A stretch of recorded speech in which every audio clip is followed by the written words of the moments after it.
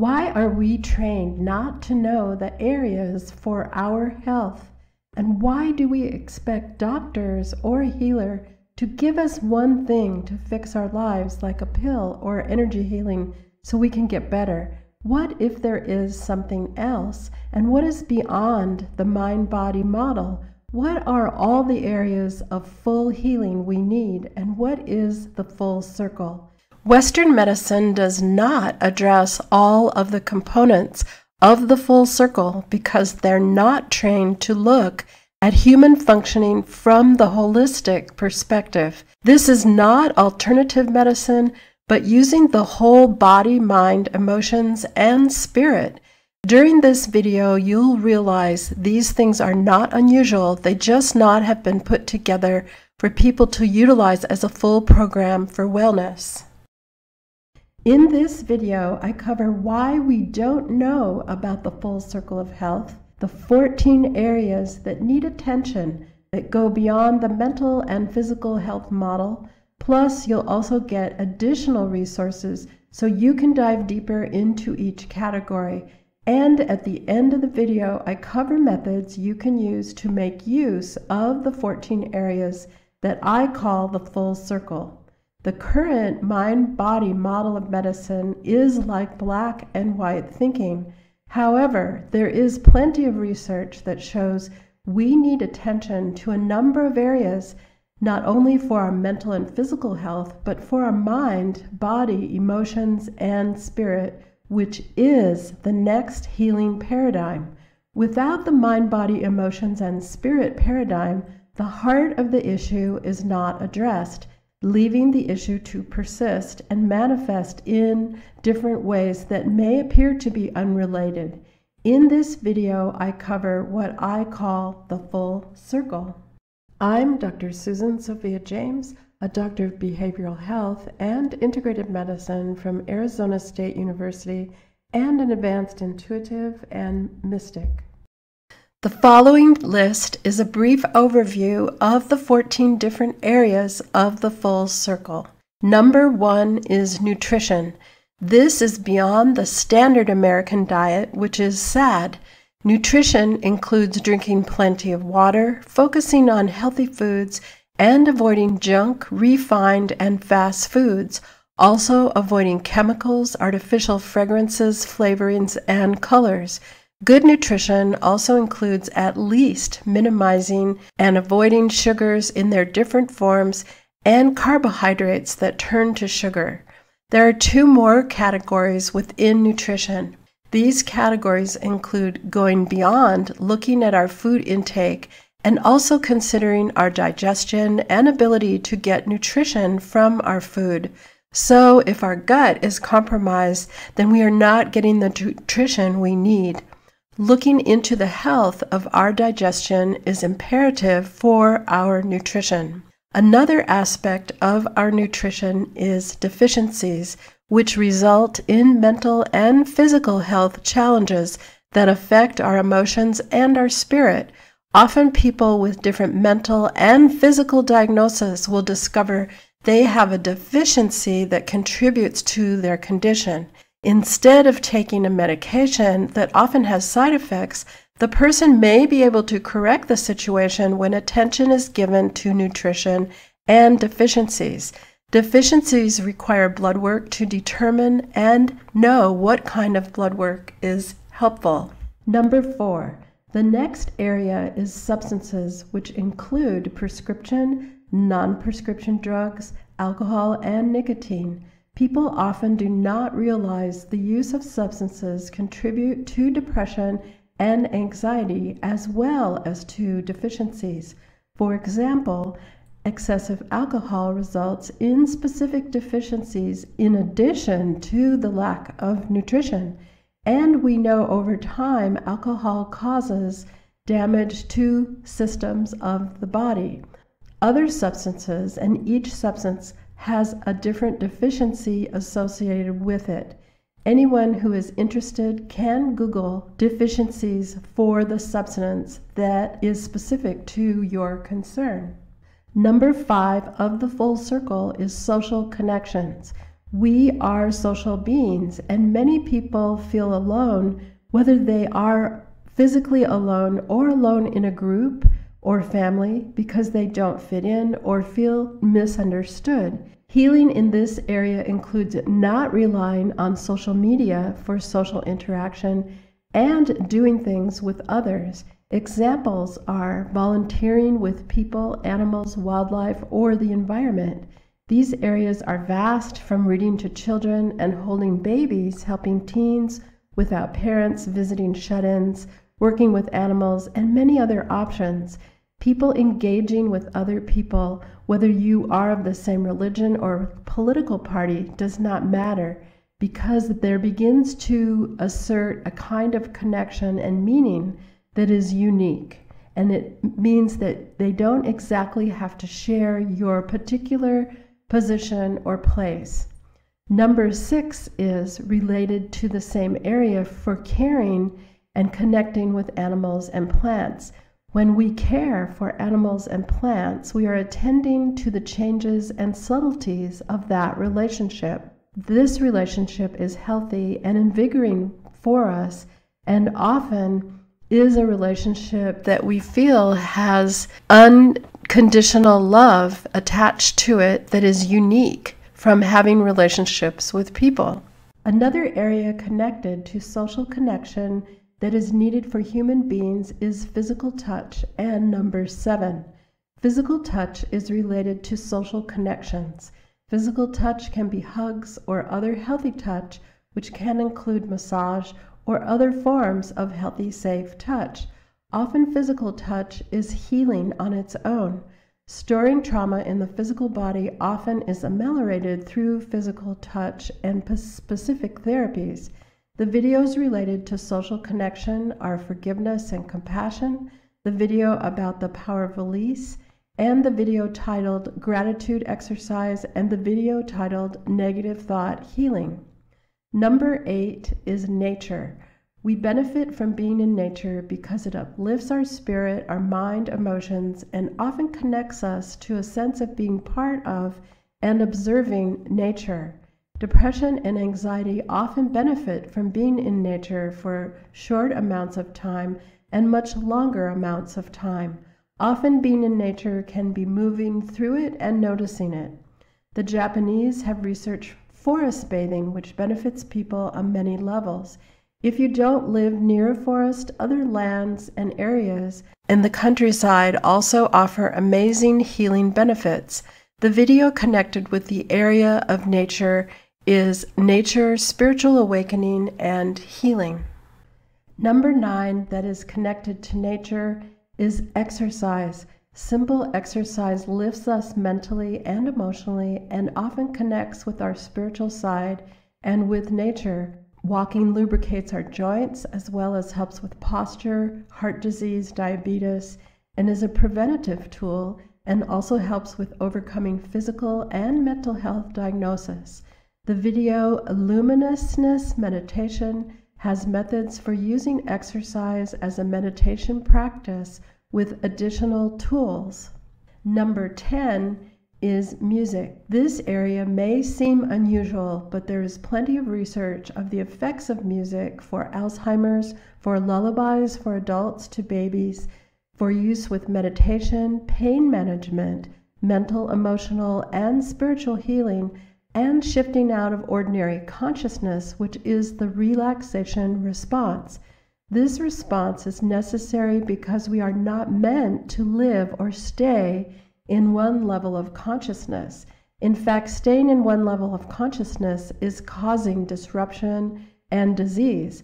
When we recognize how powerful specific music is for us, we can draw upon it as a tool for many different applications, from children who need calm, from going to the dentist, adults who need to access memory, heightened consciousness, and accessing creativity, insight, problem solving, and innovation. The videos that go into more detail about music are Sound Music Healing, and the video How to Use Music and Sound for Advanced Healing, the video The Luminousness Meditation, the video A One-Away Meditation, And there are other meditations and song chants available under Meditations at twi.education on the store. Number 11 is sleep. Sleep is a critical area for all of our health, from getting deep enough sleep and enough sleep. Because we can never recover lost sleep, and because sleep is one of the areas where we connect to other states of consciousness, sleep is where we process our lives, whether we remember or not. The videos, Why Don't We Know About the Spiritual Side of Sleep, and the video, Accessing the Spiritual Side of Sleep for Tools, go into details you can use about sleep now. And the video, 7 Kinds of Dreams, is useful because understanding the role of sleep connects us to our dreams. Number 12 is spirituality. Our spirituality is personal and often a unique experience. Often our spiritual connection occurs through being in nature, and so it can also be connected to walking and exercise, so that we can benefit in several areas through one activity. Spirituality sometimes involves ceremony and recognition of certain markers in our lives that is meaningful. Because many people no longer go to organized ceremonies or events that were through a religion, we are left to discover meaningful ways to engage with ceremony that also connect us spiritually. Our spirituality is that part of us that extends to the mystical, indescribable expansiveness, and can also be filled with insight, acceptance, and love. The videos connected with spirituality are To a Mystical Life, 14 Areas that Enhance Your Energy, the video Beta to Theta, Tools for Changing Consciousness, the video What is Awakening, What Causes Awakening to Occur, the video Forgiveness and Compassion, and the video Gratitude Exercises, and the video The Power of Release, and the video 7 Kinds of Dreams, because we often connect through our dream states with spiritual experiences. In this category of spirituality is also our intuition, which is an innate part of us as humans. Artificial intelligence does not have creativity, insight, and innovation abilities. Other videos connected with our spirituality and intuition are Intuition Is Our Next Stage of Evolution, Part 1, Part 2, and Part 3. Number 13 is trauma. When there is unresolved trauma, it persists unconsciously in decisions we make and impacts our life and how we live. The trauma may be forgotten or even unrecognized as a trauma, or it might seem like it was so long ago it couldn't still be holding power. Often trauma is healed through ceremony, activities, art, music and sound, movement, and working with other people, because they involve our whole being and also tap into our creative side of our brain and understanding in ways that are beyond the regular way that we think, that helps us resolve and heal. Trauma is often an area we need to work with someone else to rebuild trust. Also consider historical trauma, that is trauma that is passed through families and generations by behavior, and the unspoken, which also can be secrets. We have the opportunity now to heal ourselves and clear historical trauma from our families, also known as generational trauma. The videos that relate to trauma are Music, Sound, Healing, about the spiritual side of sleep, and the video Accessing the Spiritual Side of Sleep for Tools. The video 7 Kinds of Dreams, because often trauma emerges in dreams or disrupts sleep, and the video Forgiveness and Compassion, the video Gratitude Exercise, and the video About the Power of Release, and the video Negative Thought Healing. Number 14, and the last area, is meditation. Many people have decided meditation is not for them because they think they have to sit like a Zen monk, or their thoughts can't stop, so they think they can't do it. Using specific types of music shift people out of ordinary consciousness into states of meditation. So to simply listening to the music, which then overcomes thoughts, that are intrusive. Meditation and activities that give the same results simultaneously change heart rate, brainwaves, and breath. Meditation also occurs with the relaxation response when walking a labyrinth and doing movement meditation like Tai Chi or Qigong and other similar activities. A way to tell when someone has shifted over into a meditative state is when we lose the sense, our ordinary sense of time, which means time can seem faster or slower than usual. Other videos connected to meditation are beta to theta tools for changing consciousness, and the video music sound healing, the video negative thought healing, and the video luminousness meditation, and the video Awanaway meditation, and additional meditations are available at twi.education free resources page. So how can you use these areas to know what to address when you are not feeling well or get a diagnosis? First, consider what is happening as a message about your self-care. So if you have a diagnosis, look over the list and see what area or areas are neglected in your life. Use the videos that go deeper into each area to get more tools and ideas. Consider you are making lifestyle changes, not one-time fixes. Start with 1 or 2 areas so you are not overwhelmed. Challenge yourself and don't rely on television ads or any ad for information about what medication you need to take. You can Google research anything, but look for legitimate research. I strongly recommend using a food log to see what you really eat over 3 days to a week, and then go to a nutritionist like a registered dietitian, so you can see areas where you might be stress or trauma eating. The following are examples and are not specific for each person's situation, and they are not medical advice. If a person had depression and anxiety or another mental health diagnosis, ask yourself, how are you sleeping and what do you eat? Are you using substances that are causing depletions? Do you exercise regularly? If you are taking any prescription drugs, do you know the side effects? If not, discover them and keep them somewhere so you know them. Check out a food log and start by writing everything down. Discover what a portion size really is. Notice your patterns so you can see if there are certain times of the day or even at certain seasons you have responses or triggers like cravings or behaviors. These may be linked to trauma. Do you have music that inspires you? There are suggestions in the music videos and how to use specific music. Do you practice meditation? Check it out because it helps us to learn to shift out of our vigilant state of ordinary consciousness. This change is imperative and healing. Use the music regularly to access these meditative states. Have you gotten into nature in the last week or less? Another example is for obesity or being overweight. Do you get regular exercise? Do you have past trauma? Maybe you recognize it doesn't seem to be trauma, but it is. This gives you a starting place instead of thinking you just need to lose weight.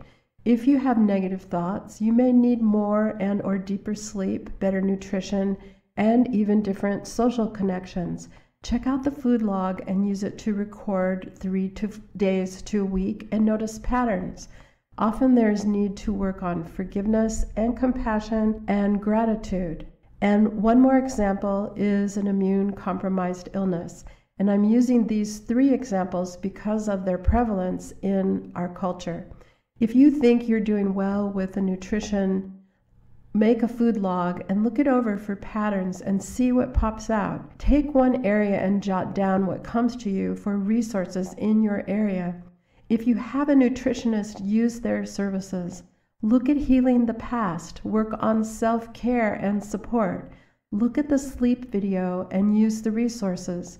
Discover the healing music because it helps to shift into healing states of receptivity that you can apply for meditation. Also look at getting some kind of daily exercise. Check out all the areas and use it as a guide. Thanks for listening from Dr. Susan Sophia James and Transformational Wisdom Institute at twi.education.